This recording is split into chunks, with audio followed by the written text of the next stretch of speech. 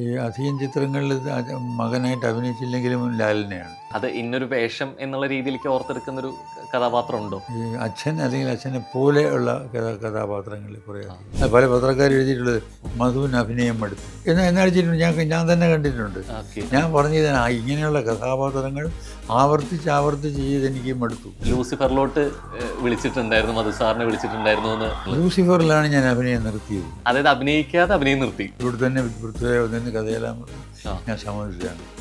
അപ്പോൾ ഇതിനിടയ്ക്ക് എനിക്കൊരു വീഴ്ചയുണ്ടായി. കൊടുത്ത ഡേറ്റിന് ഈ മുഖവും വെച്ച് വർക്ക് ചെയ്യാൻ പറ്റില്ല. ഞാൻ അവരുടെ അടുത്ത് പറഞ്ഞു, അത് സാരിയിൽ ഞങ്ങളത് മാറ്റി വെച്ചോളാം, 2 ആഴ്ച കഴിഞ്ഞിട്ട് ഷൂട്ട് ചെയ്യാം. ഞാൻ പറഞ്ഞു വേണ്ട. അതിനുശേഷം അതിനുശേഷം അത് കഴിഞ്ഞിട്ട് 1, 2, 3 വർഷം കഴിഞ്ഞിട്ട് ഒരു ദിവസം മമ്മൂട്ടി കയറി വന്നിട്ട് മമ്മൂട്ടിക്ക് ഭയങ്കര നിർബന്ധം. അങ്ങയുടെ ഗുരു ഒരു കോളേജിലെ പ്രിൻസിപ്പൾ അതായിട്ട് പ്രിൻസിപ്പലായിട്ട് അഭിനയിക്കണം എന്ന് പറഞ്ഞു. ഞാൻ ചെയ്യാമെന്ന് പറഞ്ഞു. അപ്പോൾ ഇവിടെ ആർട്ട് ഡയറക്ടറെല്ലാം കൂടെ ഒന്ന് ഇതെല്ലാം മാറ്റി ഇതെല്ലാം വെച്ച് വലിയ പ്രിൻസിപ്പലല്ലേ, ആ ബുക്കിൻ്റെ എല്ലാം പറഞ്ഞു. ഞാൻ പറഞ്ഞു അതൊന്നും പറ്റില്ല, ഈ കിടക്കേണ്ടത് ചെയ്യുമെങ്കിൽ ചെയ്യുക. സിനിമ ഇൻഫ്ലുവൻസ് ചെയ്യും. എന്തിന് ടാർസം കണ്ടിട്ട് വന്നിട്ട് സ്വന്തം വീട്ടിലെ വേലി ആടിയിട്ട് കാലൊടിഞ്ഞ ഒരു വാദ്യാരുണ്ടായിരുന്നു. ഞാൻ പഠിച്ചു. ആണോ? ആയുഷ്കാലം മുഴുവൻ ഒടിഞ്ഞ കാലം കൊണ്ട് അദ്ദേഹം ജീവിച്ചു. മധു എന്ന് വിളിച്ചു തുടങ്ങി വീട്ടിൽ നിന്നാണോ അതോ സിനിമയുടെ ഭാഗമായിട്ട് വന്ന ഒരു വിളി പേരായിരുന്നു അത്? എനിക്ക് വളരെ ഇഷ്ടമായില്ല. കാരണം എന്നെ പോലെ ഇത് തടിയന് ചെറിയ 2 അക്ഷരമുള്ളൊരു പേരെന്ന് പറഞ്ഞാൽ അല്പം ബോറായിട്ട് തന്നെ തോന്നി. 100 വർഷത്തിലേറെ പിന്നിട്ട് ഇന്ത്യൻ സിനിമയുടെ 92 വയസ്സിലും തലയെടുപ്പോടെ നിൽക്കുന്ന മലയാളത്തിൻ്റെ അഹങ്കാരം, തലമുറകളുടെ നായകൻ, ഒരുപക്ഷെ അഭിനയത്തിൽ പാഠപുസ്തകം, ഒരുപാട് തലമുറകൾ മാതൃകയാക്കുന്ന വ്യക്തിത്വം, നമ്മുടെയൊക്കെ ഒരേ മധു സാർ. നമസ്കാരം. മധു സാർ അല്ലെങ്കിൽ ഏറ്റവും ഇഷ്ടപോലെ ആ വാക്ക് കേൾക്കാറുണ്ട്. ഇപ്പോൾ മാധവൻ നായരിൽ നിന്നാണ് അല്ലെ ഈ ഒരു വാക്ക് കേൾക്കുന്നത്. ആരാ ശരിക്കും ഈ ഒരു മധു എന്ന് വിളിച്ചു തുടങ്ങുന്നത്? വീട്ടിൽ നിന്നാണോ അതോ സിനിമയുടെ ഭാഗമായിട്ട് വന്ന ഒരു വിളി പേരായിരുന്നു അത്? അത് ഞാൻ അറിഞ്ഞല്ല ഈ മധു ആയത്. എന്നോട് ചോദിക്കാതെ ഭാസ്കരൻ മാസ്റ്ററും ശോഭന പരമേശ്വരനും കൂടെ ആദ്യത്തെ പടത്തിൽ തന്നെ മധുവാക്കിയതാണ്.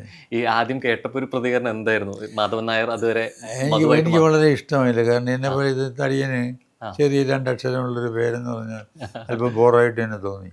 മധു സാർ തന്നെ മുമ്പ് പറഞ്ഞൊരു കാര്യമുണ്ട്, ഒരു അവാർഡ് വേദിയിൽ വിന്നറിൽ ജയറാമേട്ടനെ കുറിച്ച് പറയുന്ന സമയത്ത് ഒന്നില്ലെങ്കിൽ അവരുടെ സിനിമയിൽ ആദ്യത്തെ തന്തയാണ് ഞാനെന്ന് പറയുന്നത്. അപ്പോൾ ഈ പലപ്പോഴും നമ്മൾ ഇന്നത്തെ സ്റ്റാർസുകൾ ഇപ്പോൾ മമ്മൂക്കൻ ലാലേൻ്റെ ഒക്കെ അച്ഛനായിട്ട് അഭിനയിച്ചിട്ടുണ്ട്. എങ്കിലും മനസ്സിൽ അത്രത്തോളം ഇടം തേടിയ അല്ലെങ്കിൽ ഇപ്പോഴും ഓർക്കുന്ന ഒരു മകനായിട്ട് അഭിനയിച്ച് ശരിക്കും ആരായിരിക്കും ഈ കൂട്ടത്തിൽ അങ്ങനെ ഒരു വളരെ ഇതായിട്ട് തോന്നിയിട്ടുള്ളത് ഈ അധികം ചിത്രങ്ങളിൽ മകനായിട്ട് അഭിനയിച്ചില്ലെങ്കിലും ലാലിനെയാണ്.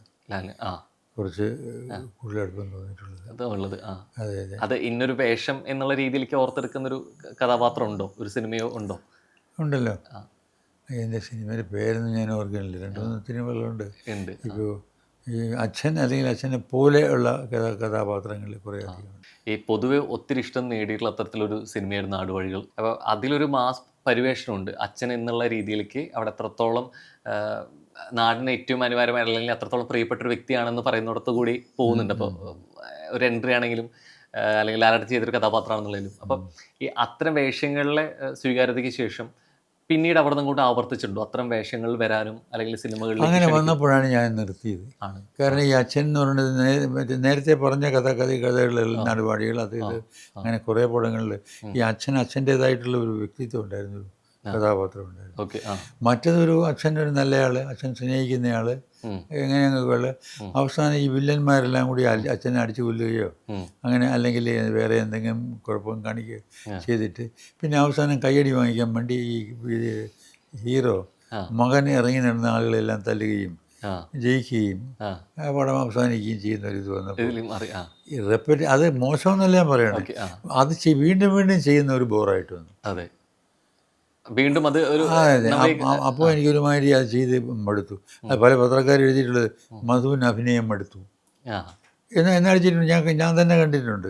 ഞാൻ പറഞ്ഞത് ഇങ്ങനെയുള്ള കഥാപാത്രങ്ങൾ ആവർത്തിച്ച് ചെയ്ത് എനിക്ക് മടുത്തു എന്നാ പറഞ്ഞേ. പത്രക്കാർക്ക് അങ്ങനെ ഒരു ഇതുണ്ടല്ലോ, അഭിനയം മടുത്തു എന്ന് ഹെഡ്ലൈൻ എഴുതി വെച്ചിട്ടുണ്ടായിരുന്നു എന്നുള്ളതാണ്. ഈ അടുത്താണെങ്കിലും മലയാളത്തിലെ അത്രത്തോളം ഹിറ്റായിട്ടുള്ള ലൂസിഫറിലോട്ട് വിളിച്ചിട്ടുണ്ടായിരുന്നു, മധു സാറിനെ വിളിച്ചിട്ടുണ്ടായിരുന്നു എന്ന് കേട്ടിട്ടുണ്ട് എന്നുള്ളത്. ലൂസിഫറിലാണ് ഞാൻ അഭിനയം നിർത്തിയത്. നിർത്തിയത്, അതായത് അഭിനയിക്കാതെ അഭിനയം നിർത്തി, അങ്ങനെയാണോ? അതിനെ ഇവിടെ തന്നെ പൃഥ്വിരാജ് തന്നെ കഥയെല്ലാം പറഞ്ഞ് ഞാൻ സമ്മതിച്ചതാണ്. അപ്പോൾ ഇതിനിടയ്ക്ക് എനിക്കൊരു വീഴ്ചയുണ്ടായി. ഓക്കെ. അന്നാണ് ഈ കാല് ഇവിടെ അടിച്ച് നെഞ്ചടിച്ച് വീഴുന്നിട്ട് ഇവിടെ ഇങ്ങനെ കറുത്ത് പോയി. അപ്പോൾ അവർക്ക് കൊടുത്ത ഡേറ്റിന് ഈ മുഖവും വെച്ച് വർക്ക് ചെയ്യാൻ ഒക്കില്ല. ഞാൻ അവരുടെ അടുത്ത് പറഞ്ഞു, അത് സാരില്ല, ഞങ്ങൾ മാറ്റി വെച്ചോളാം, 2 ആഴ്ച കഴിഞ്ഞിട്ട് ഷൂട്ട് ചെയ്യാം. ഞാൻ പറഞ്ഞു വേണ്ട. എനിക്ക് തോന്നി അതൊരു നിമിത്തമായിട്ട് തോന്നി, ഇത് മതിയടാ നിർത്ത് എന്ന് പറഞ്ഞാൽ തോന്നി. ഞാൻ അഭിനയിക്കണില്ല എന്ന് പറഞ്ഞു. അതിനുശേഷം ഒരു വേഷം, അതിനുശേഷം അത് കഴിഞ്ഞിട്ട് 1-2-3 വർഷം കഴിഞ്ഞിട്ട് ഒരു ദിവസം മമ്മൂട്ടി കയറി വന്നു. വന്നിട്ട് മമ്മൂട്ടിക്ക് ഭയങ്കര നിർബന്ധം. അങ്ങേരുടെ ഒരു പടമുണ്ട്, അതിൽ അങ്ങേരുടെ ഗുരു ഒരു കോളേജിലെ പ്രിൻസിപ്പള് അതായിട്ട് പ്രിൻസിപ്പലായിട്ട് അഭിനയിക്കണം എന്ന് പറഞ്ഞു. അതിങ്ങനെ മനസ്സിൽ സാറിനെ കണ്ടുപോയി. ഞാൻ മാത്രമല്ല, ഡയറക്ടറും പ്രൊഡ്യൂസറും എഴുതിയ ആളും വരെ കണ്ടുപോയി. ആ സാറ് തന്നെ ചെയ്യണം.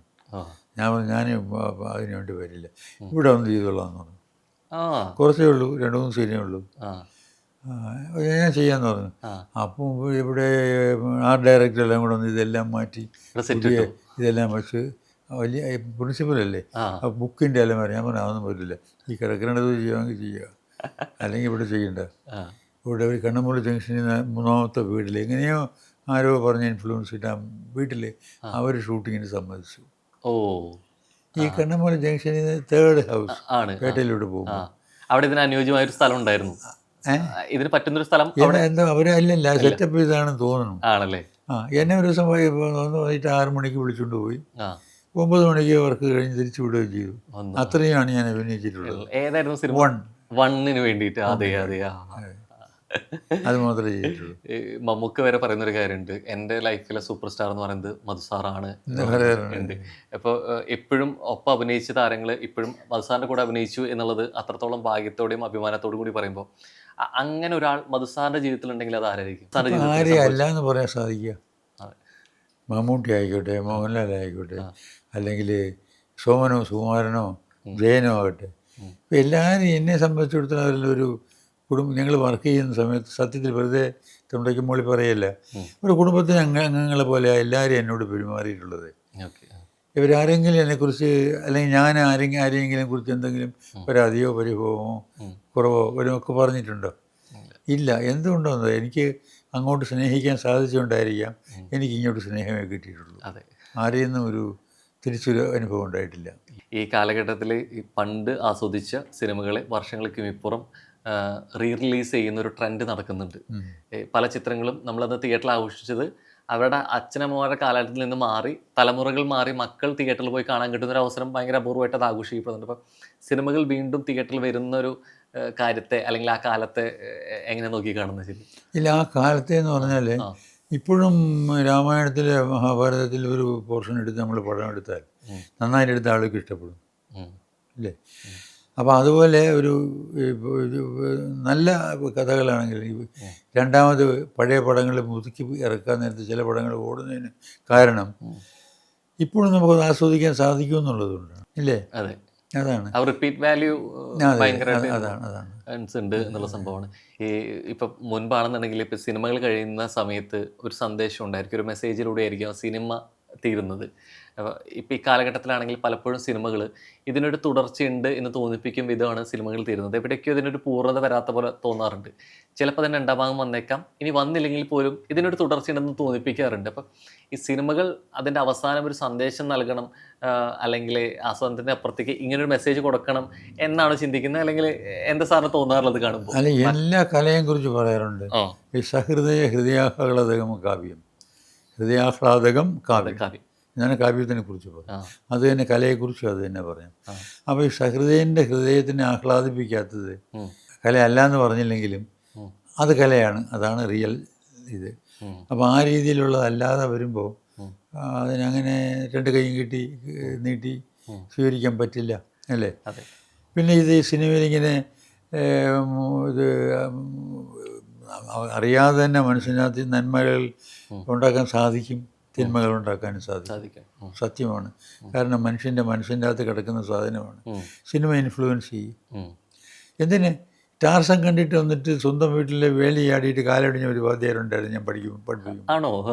അങ്ങനെ കൊണ്ട് ടാർസൻ്റെ പടം കണ്ടിട്ട് ആ, അദ്ദേഹത്തിൻ്റെ വീട്ടിൽ കയറുമ്പോൾ ഗേറ്റ് തുറന്ന് കിടക്കുക. ഓക്കെ. ഗേറ്റിൽ കൂടെ കയറാതെ മതിലിൻ്റെ കൂടെ വേലിയാണ്, ആ, അതിൻ്റെ മുകളിൽ കൂടി എടുത്ത് ചാടി കാലൊടിഞ്ഞു പോയി. ആ. ആയുഷ്കാലം മുഴുവൻ ഒടിഞ്ഞ കാലം കൊണ്ട് അദ്ദേഹം ജീവിച്ചേ.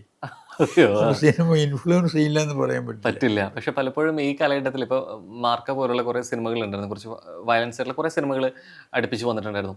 അപ്പോൾ പലപ്പോഴും പറയുന്ന ഒരു കാര്യം, ഇത് കണ്ട് ഇൻഫ്ലുവൻസ് ചെയ്യുന്നുണ്ട്, അല്ലെങ്കിൽ കുട്ടികളിലേക്ക് വരുന്നുണ്ട്, ഇത് തെറ്റായിട്ടുള്ള രീതിയിലേക്ക് പലപ്പോഴും പോകാൻ സാധ്യതയുണ്ടെന്ന് പറയുന്നുണ്ട്. ഇപ്പോൾ ഒരു സിനിമയുടെ ആസ്വാദനത്തിന് അപ്പുറത്തേക്ക് ഇത് ഇൻഫ്ലുവൻസ് ചെയ്യേണ്ട കാര്യമുണ്ടോ? സിനിമയായിട്ട് കണ്ടാൽ പോരെ, അത് പറ്റാതെ വരുന്നുണ്ടോ? സിനിമയിൽ നന്മ പ്രചരിപ്പിക്കുന്നത് നല്ല കാര്യമാണെങ്കിൽ, സിനിമയ്ക്ക് ദോഷമില്ലെങ്കിൽ ആ, എത്രത്തോളം അത് സാധിക്കുന്നു അത് ചെയ്യുന്നത് നല്ലതാണ്.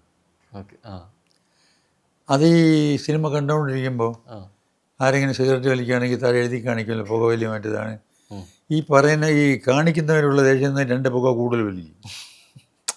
ഓക്കെ. ആ, മനസ്സിലായില്ലേ?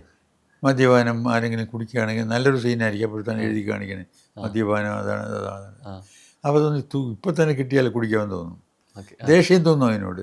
കാരണം ആസ്വദിച്ചുകൊണ്ടിരിക്കുന്ന സിനിമയാണ്, ആ, ഈ ഉപദേശത്തിനല്ല. ആ. അപ്പോൾ അതെല്ലാം ഒരുമാതിരി ഉപദേശ വൈകൃതങ്ങളാണ്, ഉം, ഇല്ലേ? അങ്ങനെയല്ല, ഇതതിനകത്ത് ഉം. പ്രത്യക്ഷമായിട്ടുള്ളതല്ല, ആ, ഇൻവോൾവ് ആയിരിക്കും. പ്രത്യക്ഷമായിട്ടുള്ള ഉപദേശമായി മനസ്സിനകത്ത് കയറണം. ആ, അല്ലാതെ പറഞ്ഞ് മനസ്സിലാക്കണമെങ്കിൽ സ്കൂളിൽ പോയാൽ മതിയല്ലോ, അതെ. ഇല്ലേ? കുറച്ച് ഉപദേശിക്കാനോ അതെ, അല്ലെങ്കിൽ കുറച്ച് അച്ഛനും നല്ല അച്ഛനും കാര്യങ്ങൾ. അമ്മയും. അതെ, ആ, അങ്ങനെ ഈ ഉപദേശങ്ങൾ അടിച്ചു കയറ്റാൻ പാരൻസ് ശ്രമിക്കാറുണ്ട്, അധ്യാപകർ ശ്രമിക്കാറുണ്ട്. ഒന്നും നേരെ പോകാറില്ല. കാരണം ഈ പോകുന്നൊന്നും മനസ്സിലല്ലാത്തതുകൊണ്ടാണ്. ഓക്കെ. ആ, അതല്ലാതെ ഈ ഉപദേശമാണെന്ന് അറിയാതെ മനസ്സിൽ കയറുന്ന കാര്യങ്ങളാണ് ഉം. ഒരു എഫക്റ്റ് ഉണ്ടാവുക. അതെ.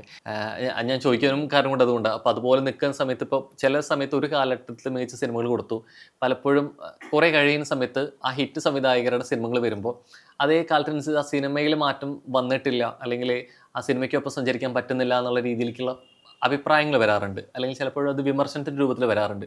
അപ്പോൾ അതുകൊണ്ടാണ് ഈ കാലഘട്ടത്തിനനുസരിച്ച് അല്ലെങ്കിൽ പല തലമുറകൾ മാറുമ്പോഴും ഒരു സംവിധാന മികവോടുകൂടി നിൽക്കുന്ന ശ്രദ്ധിച്ചൊരു സംവിധായകൻ അങ്ങനെ ഉണ്ടോ ഒരാൾ? കുറച്ച് പേരേ ഉള്ളൂ ഇതിൽ. അതെ. ഇതുകൊണ്ട് അതിന് പ്രധാന കാരണം എന്താണെന്ന് അറിയാം. ഞാൻ എൻ്റെ സ്വന്തം അനുഭവം കൂടെ വെച്ചിട്ട് പറയാം. ആ, ഈ നമ്മൾ സിനിമയിൽ ബിസിയായി കഴിയുമ്പോൾ, ഉം, ആക്ടറായിരുന്നാലും ഉം, ഡയറക്ടറായാലും ഉം, ക്യാമറമാനായാലും, ഉം. ഈ വളരെ ബിസിയായി കഴിയുമ്പോൾ വർഷങ്ങളോളം സിനിമയെ പഠിക്കാറില്ല. ഓക്കെ. ഈ സിനിമയിൽ മാറ്റം വന്നുകൊണ്ടിരിക്കുന്ന കാര്യം ശ്രദ്ധിക്കാറില്ല.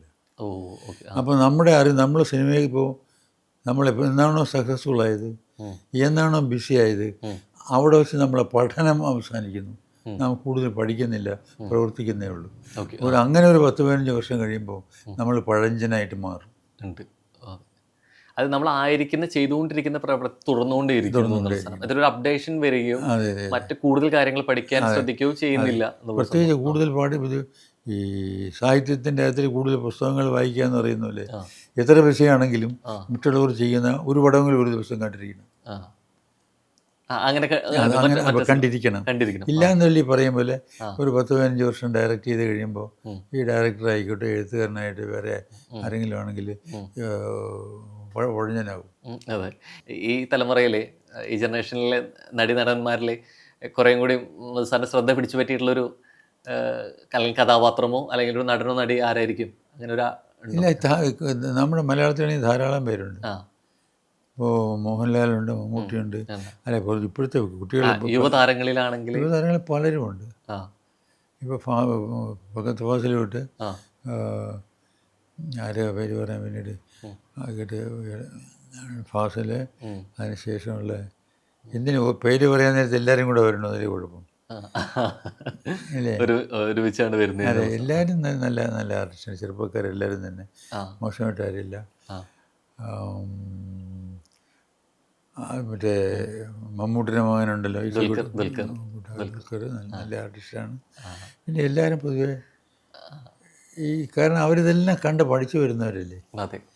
അപ്പോൾ മുൻപേ പോയവരെക്കാളും കുറേ കൂടെ ബെറ്റർ ആവില്ലേ അവർ?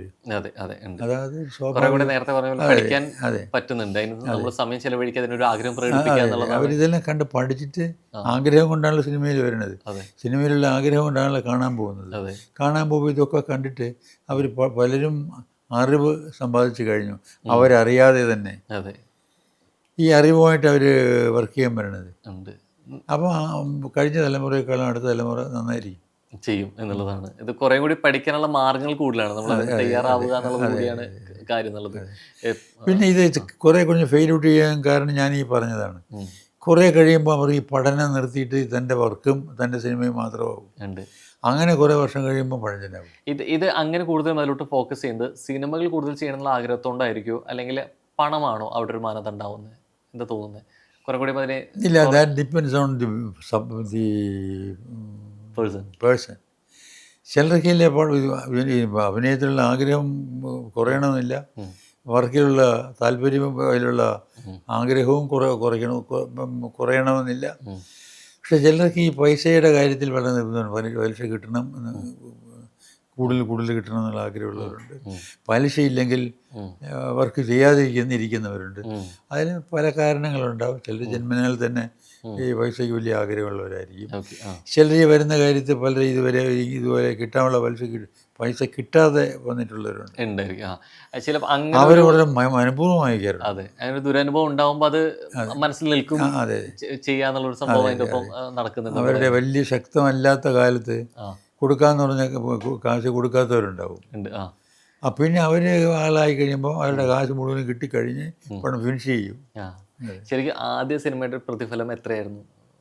ഞാൻ ആദ്യം 500 രൂപ. 500 രൂപ ആ കാലത്ത് 60കളിൽ 500 എന്ന് പറഞ്ഞാൽ വലിയൊരു, ഈ ഒരു കാലഘട്ടത്തിലെ പൈസയായിട്ട് കണക്കാക്കുകയാണെങ്കിൽ എത്ര രൂപ വരെ ഒരു മതിപ്പുണ്ടായിരിക്കും? എന്താ ഈ കാലഘട്ടത്തിലെ പൈസയായിട്ട് നമ്മൾ കണക്കാക്കുകയാണെങ്കിൽ അന്നത്തെ ഒരു 500 എത്ര വില മതിക്കും? ഒരു 3 പൂജ്യം ചേർക്കണ്ടേ അല്ലേ? അത് ഞാൻ ജോയിൻ ചെയ്യുമ്പോൾ എനിക്ക് ആദ്യത്തെ പടത്തിൽ 500 രൂപ, രണ്ടാമത്തെ പടത്തിൽ മൂന്നാമത്തെ പടത്തിൽ വാസു സാർ എന്നെ വിളിച്ചിട്ട് പറഞ്ഞു അവർ തന്ന കാശ് ഞാൻ തരാം. ഞാൻ പറഞ്ഞു അവർ തന്നത് ചോദിച്ച് മനസ്സിലാക്കിയിരിക്കാം. അപ്പോൾ പറഞ്ഞു 500 രൂപയല്ലേ? അതേന്ന് പറഞ്ഞു. 1 രൂപ കൂടെ തരണമെന്ന് പറഞ്ഞു. ഞാൻ എന്ത് അല്ല, ഞാൻ ശകലം വളരെയാണെന്ന് എനിക്ക് തോന്നണ്ടേ. അതെ അതെ, അങ്ങനെ 501 രൂപ 501 രൂപയ്ക്ക് എന്നുള്ള രീതിയിലേക്ക്. അപ്പോൾ ചെമ്മീനിലേക്ക് ഇങ്ങോട്ട് തന്നെ ഓഫർ ചെയ്യാൻ രാമകാരിയുടെ പറഞ്ഞ് 1500 രൂപ തരുമെന്ന്. ആണോ? ഓ അതെ, എനിക്ക് തോന്നുന്നു അങ്ങനെ ഏറ്റവും കൂടുതൽ പ്രതിഫലം ഒറ്റയടിക്ക് കൂടിയത് ചെമ്മീനിലായിരുന്നു. അല്ലല്ലോ, മറ്റത് വർഷത്തിൻ്റെ വ്യത്യാസമുണ്ട്. ഈ ചെമ്മീനിൽ തന്നെ അഭിനയിക്കാൻ വേണ്ടി കുറേ പടങ്ങൾ റിലീസ് ചെയ്തതിന് ശേഷം ചെയ്ത് കഴിഞ്ഞിട്ടാണ് 65-ലായിരുന്നില്ലേ? അതെ, ഷൂട്ടിങ് 64-ല് 65-ലാണ് തോന്നുന്നു റിലീസ് ചെയ്തത്. 65 സെൻസർ ചെയ്തു എന്നുള്ളത്. അപ്പോൾ അന്ന് പ്രതിഫലം അത് 1500, ചെമ്മീനിൽ 1500 കയറി. അല്ല, അത് കുറവൊന്നുമില്ല. കാരണം അന്ന് സത്യൻ സാറിന് അതിന് കൊടുത്ത അന്ന് എൻ്റെ ഓർമ്മയിൽ പൊതുവേ അന്ന് നസീറിന് 4000 രൂപയും സത്യൻ സാറിന് 8000 രൂപയും. ഓ ഏറ്റവും കൂടുതൽ അന്ന് പ്രതിഫലം വാങ്ങുന്നത് ആരായിരുന്നു? അന്ന് ഏറ്റവും കൂടുതൽ പ്രതിഫലം വാങ്ങിച്ചത് നസീറായിരുന്നു. 4000. അതെ, 4000. സത്യൻ സാർ 8000 വാങ്ങിച്ചിട്ടുണ്ട്. ഉണ്ട്. സത്യമാഷ് 8000 ഉണ്ട്. ഓക്കെ. ആ കാലഘട്ടത്തിൽ പിന്നെ അദ്ദേഹം 70-ന്റെ തുടക്കത്തിൽ തന്നെ പോയല്ലോ സത്യൻ സാറ്. പിന്നെ അതിന് ശേഷം നസീറിലെ ഉണ്ടായിരുന്നു. നസീർ അവസാനം 1.5 വരെ വാങ്ങിച്ചിട്ടുണ്ട്. ഉണ്ട് എന്നുള്ളത്. താരങ്ങൾക്ക് അല്ലെങ്കിൽ സിനിമ അവർക്ക് വേണ്ടിയിട്ട് സംസാരിക്കാൻ വേണ്ടിയിട്ട് സംഘടനയുടെ ഭാഗമായിട്ട് അമ്മ പോലെ സംഘടനകളുണ്ട്. ടെക്നീഷ്യൻസ് ആണെന്നുണ്ടെങ്കിൽ പോലും മറ്റു സംഘടനകളുണ്ട്, FFK പോലെ. അപ്പോൾ അന്ന് ശരിക്കും ഒരു സംഘടന അല്ലെങ്കിൽ ഒരു കൂട്ടായ്മ ഉണ്ടായിരുന്നു ശരിക്കും താരങ്ങൾക്ക്, സിനിമാ പ്രവർത്തകർക്ക് ഉണ്ടായിരുന്നു അങ്ങനെ ഒരു കൂട്ടായ്മ ആ കാലഘട്ടത്തിൽ ഉണ്ടായിരുന്നു? അന്ന് ഉണ്ടായതാണല്ലോ ഈ അമ്മയൊക്കെ. അല്ല, പക്ഷെ അത് വളരെ അടുത്തായിരുന്നല്ലോ. 30 വർഷത്തിന് ഉള്ളിലല്ലേ സംഭവിച്ചിട്ടുള്ളൂ. അപ്പോൾ മുൻപായിരുന്നെങ്കിൽ അതിന് മുമ്പ് അങ്ങനെ ഒരു സംഘടന ഉണ്ടാകത്തക്കൊണ്ട് മലയാള സിനിമ ഉണ്ടായിരുന്നില്ല. ഇല്ല. ഞാൻ ജോയിൻ ചെയ്യുന്നൊരു 4-5 പടം ഒരു വർഷം ഉണ്ടായിരുന്നുള്ളൂ. അതിങ്ങനെ 5 എന്നുള്ളത് 50 50 എന്നുള്ളത് 500 അങ്ങനെ ഉണ്ട്. അന്ന് ശരിക്കും ഇങ്ങനെ ഒരു ചിന്ത എപ്പോഴെങ്കിലും വന്നിട്ടുണ്ട്? പിൽക്കാലത്ത് നിന്നുള്ള ഇങ്ങനെ സംഘടന വരുന്നതാണെങ്കിലും 10-30 വർഷങ്ങൾക്കുള്ളിലല്ലേ? അപ്പോൾ മുൻപാണെങ്കിൽ മുൻപാണെങ്കിലൊക്കെ മദ്രാസിൽ വരുന്ന കാലത്ത് മലയാളി സിനിമയ്ക്കൊരു സംഘടന ഉണ്ടായിരുന്നു. ആക്ടേഴ്സ് എന്നോ അല്ലെങ്കിൽ ടെക്നീഷ്യൻസ് എന്ന് പറഞ്ഞ് പ്രത്യേകം ഇല്ലായിരുന്നു. ഇല്ല, എല്ലാവർക്കും ഒരു സംഘം. അതെ, എല്ലാവർക്കും ചേർത്തിട്ടൊരു എന്തായിരുന്നു അതിന്റെ പേര്? ആ പേര് ഓർക്കുന്നില്ല, ചലച്ചിത്ര പരിഷത്ത് എന്നോ അങ്ങനെ എന്തായാലും തോന്നുന്നു. ആണോ? ഓക്കെ. അതിന്റെ നമ്മുടെ മലയാള ചലച്ചിത്ര പരിഷത്ത്, തെറ്റായിരിക്കും ചിലപ്പോൾ ഞാൻ പറയുന്നത്. ഓക്കെ. അതിൻ്റെ ആ ഒരു മീനിങ് വരത്തൊക്കെ ഉള്ളൊരു ഒന്നായിരുന്നു. സംഘടന അപ്പൊ അത് പ്രവർത്തിച്ചിരുന്നത് മദ്രാസിലായിരുന്നോ? മദ്രാസിലായിരുന്നു. ആയിരുന്നു. മീറ്റിംഗ് കാര്യങ്ങളൊക്കെ അവിടെ ഉണ്ടായിരുന്നു. അതിനൊരു അധ്യക്ഷൻ ഉണ്ടായിരുന്നു അന്ന്? അന്ന് അധ്യക്ഷൻ ആരാണെന്ന് എനിക്കറിയാൻ പാടില്ല. അതിന് ശരിയായിട്ടുള്ള പ്രവർത്തകൻ ജോസഫ് സാറായിരുന്നു, M O Joseph. M O Joseph ഉണ്ടായിരുന്നു, പിന്നെ ടി വാസുദേവൻ ഉണ്ടായിരുന്നു, സേതുമാധവൻ സാറുണ്ടായിരുന്നു, അങ്ങനെ കുറേ പേര് ഉണ്ട്. അന്ന് സിനിമയ്ക്ക് എല്ലാ പ്രവർത്തകരും ചേർന്നിട്ട് അതിൽ അഭിനയിക്കുന്നവരായിക്കോട്ടെ, സംവിധാനം ചെയ്യുന്നവരായിക്കോട്ടെ, എല്ലാവർക്കും കൂടി ഒറ്റ സംഘടനയായിരുന്നുള്ളതാണ്. ഇന്ന് അതിനെ പല പേരിൽ പല സംഘടനയായിട്ട് നിൽക്കുന്നുണ്ട്. പലപ്പോഴും പല പ്രശ്നങ്ങൾ വരുമ്പോൾ സമകാലിക വിഷയങ്ങളിൽ ഇതൊക്കെ ഈ ചേരിതിരിവ് വന്നിട്ട് അങ്ങോട്ടും ഇങ്ങോട്ടും വാക്കുകൾ കൊണ്ടാണെങ്കിലും ഇത് വാദങ്ങൾ നടക്കുന്നുണ്ടുള്ളത്. ഇത് ശരിക്കും സിനിമയ്ക്ക് ഗുണത്തേക്കാളേറെ ദോഷമല്ലേ ചെയ്യുന്നത്? അത് എല്ലാത്തിനും തൊഴിൽ. ഇപ്പോൾ ഈ 2-3 ദിവസമായിട്ട് പേപ്പറിൽ കാണുന്നത് CPIM-ഉം CPI-ഉമായിട്ടുള്ളത്, ഈ രണ്ടും മാർക്സിസത്തിൽ നിന്ന് വന്നതല്ലേ പറയും. അതെ അതെ, ഇത് സ്വാഭാവികമാണ്. ഉണ്ട്. അഭിപ്രായ വ്യത്യാസങ്ങളും ആശയകരമായിട്ടുള്ള എതിർപ്പുകൾ സംഭവിക്കട്ടെ എന്നുള്ളത് തന്നെയാണ്. ഇനി ഈ യാത്രയിൽ ഇപ്പം പറഞ്ഞു, യാത്രയിൽ പൊതുവെ പുറത്തോട്ട് കുറവാണെന്ന് പറഞ്ഞെങ്കിൽ പോലും അത്രത്തോളം ആഗ്രഹിക്കുന്ന ഒരു കാര്യം എന്തായിരിക്കും ഇനി ഇവിടുന്ന് അങ്ങോട്ടുള്ള?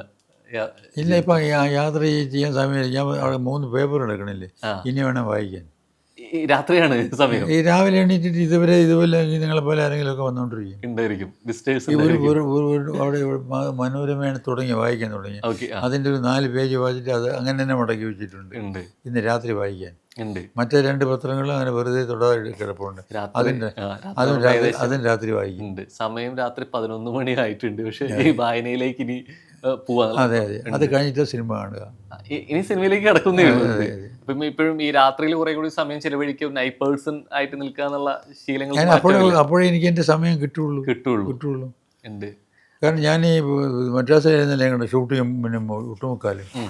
അപ്പോൾ അന്ന് ഇറങ്ങി എൻ്റെ പടങ്ങളെ ഞാൻ 30% കണ്ടിട്ടുള്ളൂ മുഴുവനായിട്ട്. ഈ ഡബ്ബിങ് സമയത്തുള്ള പോർഷൻസ് കണ്ടിട്ടുള്ളതല്ലാതെ. അതെ. അപ്പോൾ ഇപ്പോൾ ആ പടങ്ങളെ ഇപ്പോഴാണ് കാണുന്നത്. ആണ്.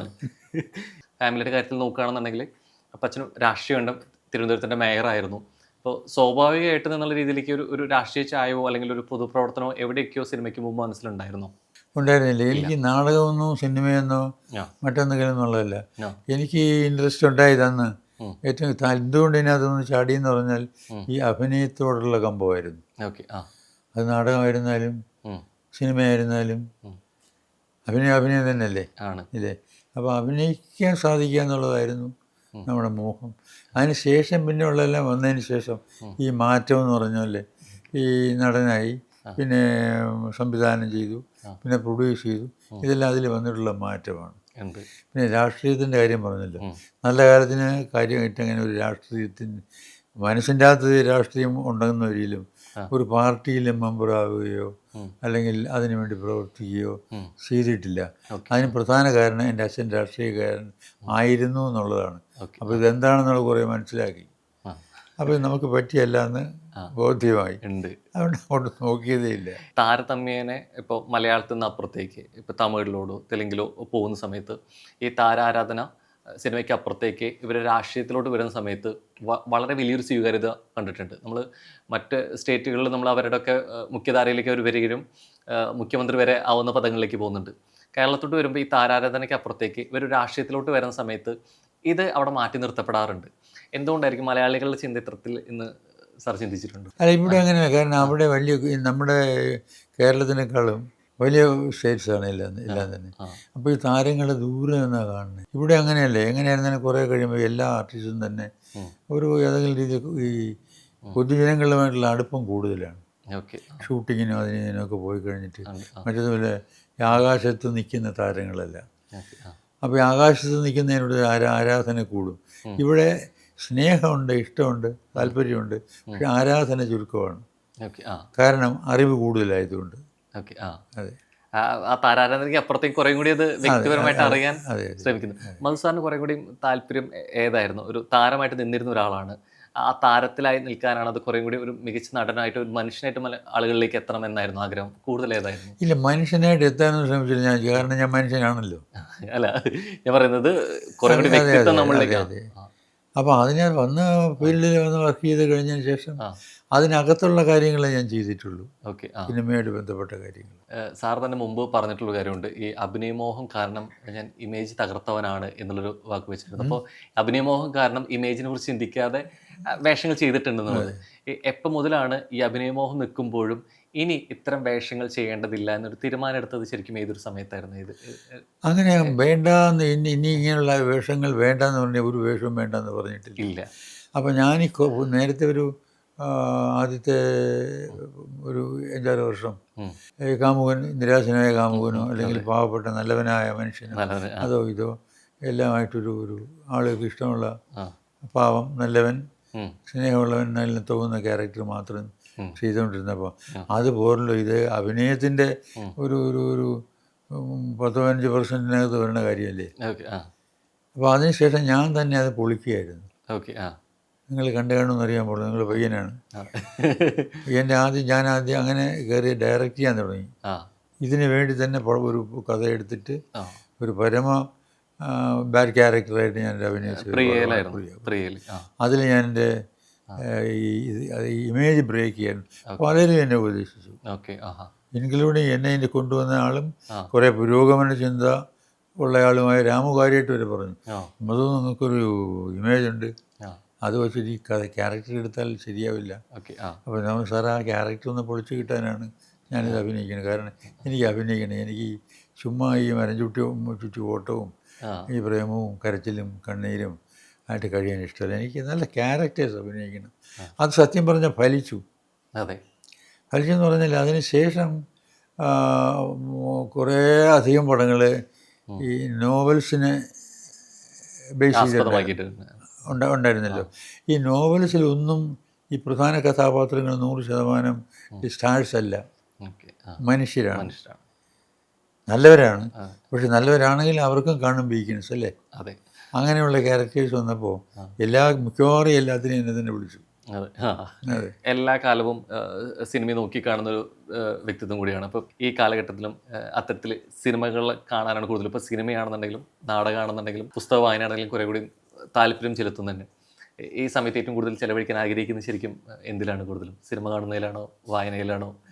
ഇപ്പോൾ ഞാൻ ഏതാണ് ഇപ്പോൾ എന്താ പറ്റിയെന്ന് പറഞ്ഞാൽ ഒരു 50-60 വർഷം കാല് നേരെ ഉപയോഗിച്ചിട്ടില്ല. ഓക്കെ. ആ, രാവിലെ എണീക്കുക, കുളിക്കുക, എണീറ്റ് നേരെ ഇറങ്ങി മുറ്റത്ത് കിടക്കുന്ന കാറിൽ കയറുക, എന്ന് സ്റ്റുഡിയോയിൽ നടിയിലെത്തുക, സ്റ്റുഡിയോയിലകത്ത് കയറുക, അല്ലെങ്കിൽ ലൊക്കേഷനിൽ പോയിട്ട് ആക്ട് ചെയ്യേണ്ട ലൊക്കേഷനിൽ പോവുക. ഈ അല്ലാതെ കാല് കൊണ്ടൊന്നും ചെയ്തിട്ടില്ല. ഓ, ആ, അപ്പോൾ അത് ശ്രദ്ധിച്ചില്ല. അപ്പോൾ ശ്രദ്ധിക്കണമായിരുന്നു. ആ, ഒന്നുമില്ലെങ്കിൽ അവിടെ ഇരിക്കുന്ന സ്ഥലത്ത് നിന്ന് ഇറങ്ങി അങ്ങോട്ടും ഇങ്ങോട്ടും നടന്നാൽ മതിയായിരുന്നു. ഓക്കെ. ആ, അത് ചെയ്തില്ല. ഓക്കെ. ഇപ്പോൾ എന്ത് പറ്റിയെന്ന് പറഞ്ഞാൽ ഈ കാലിന് ശരിക്കും വയസ്സായി. ഓക്കെ. ആ, മുഖത്തിനും അതെ. ചുവർക്കിനും ഇപ്പോൾ ഞാനിപ്പോൾ ആദ്യം പ്രായമായത് കാലിന്. പുറത്തിറങ്ങാത്തത് അതുകൊണ്ടാണ്. ഇറങ്ങിക്കഴിഞ്ഞാൽ എണീറ്റ് നിൽക്കാൻ നേരത്തെ തന്നെ ഒരു വിശ്വാസക്കുറവുണ്ട്. ഉണ്ട്. ആ, ഒരു നടക്കുകയാണെങ്കിൽ തത്തക്കാപത്തൊക്കെ നടക്കുകയുള്ളൂ. അപ്പോൾ ആരെങ്കിലും പിടിക്കും, അല്ലെങ്കിൽ കണ്ടുകൊണ്ടിരിക്കുന്നവർ പിടിക്കും. ആ, അത് വേണ്ടെന്ന് വെച്ചിട്ടാണ് ഞാൻ പുറത്തിറങ്ങാത്തത്. ഉണ്ട്. ഒത്തിരി നേരം കുറേ അധികം വിശേഷങ്ങൾ സ്റ്റിൽ ഇപ്പോഴും നമ്മൾ സിനിമയെക്കുറിച്ച് സംസാരിച്ചുകൊണ്ടിരിക്കുമ്പോൾ നമുക്ക് മധുസാറില്ലാതെ മലയാള സിനിമയെക്കുറിച്ചിട്ട് പൂർത്തീകരിക്കാനാവില്ല എന്നുള്ളതാണ് അതിൻ്റെ ഏറ്റവും വലിയ യാഥാർത്ഥ്യം. അതിൽ ഒത്തിരി സന്തോഷം ഈ ഒരു സമയം മുഴുവൻ. Thank you.